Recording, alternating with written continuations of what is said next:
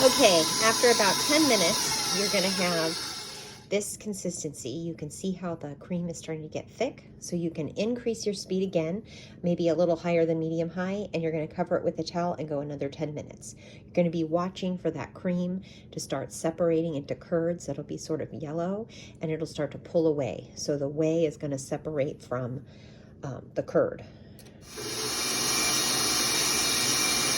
So hardest part about this process is the patience.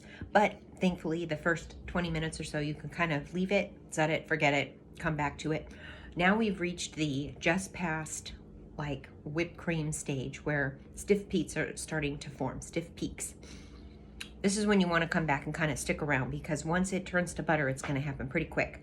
You're going to see that thick whipped cream kind of start to grab into a ball, and the water, the like milk, is gonna hang at the bottom of the bowl, and you're gonna have this big round of butter going.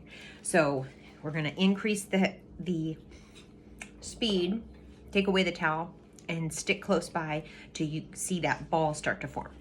I'll show you what the cream looks like right now. It's very thick. You may also wanna scrape down the sides at this point. We're getting really close. You're going to want to keep an eye on it when it's gotten to this level, because that butter fat is separating away from that liquid.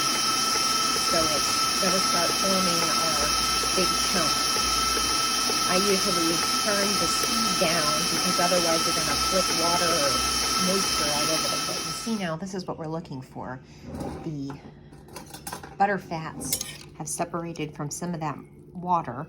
Now at this point, you can use your hands to scrape it all down, or you can use cheesecloth to wring out that extra moisture. I transferred all of my butter and moisture to this cheesecloth lined bag, cheesecloth lined bowl, and I'm just going to start to wring out some of that moisture.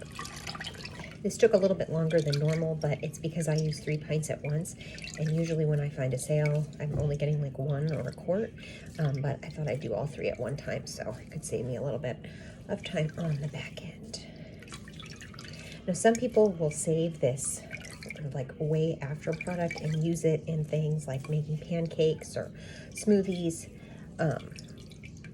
It's rich with protein, so you can do that. Less waste. It's basically essentially like buttermilk, I guess, but it doesn't have the butter in it anymore. Same property. So, okay, so we've got that pretty good and squeezed out. I'm going to transfer the liquid out of my bowl so I can season my butter. Now we've got our big, huge ball of butter. So we're going to use some kosher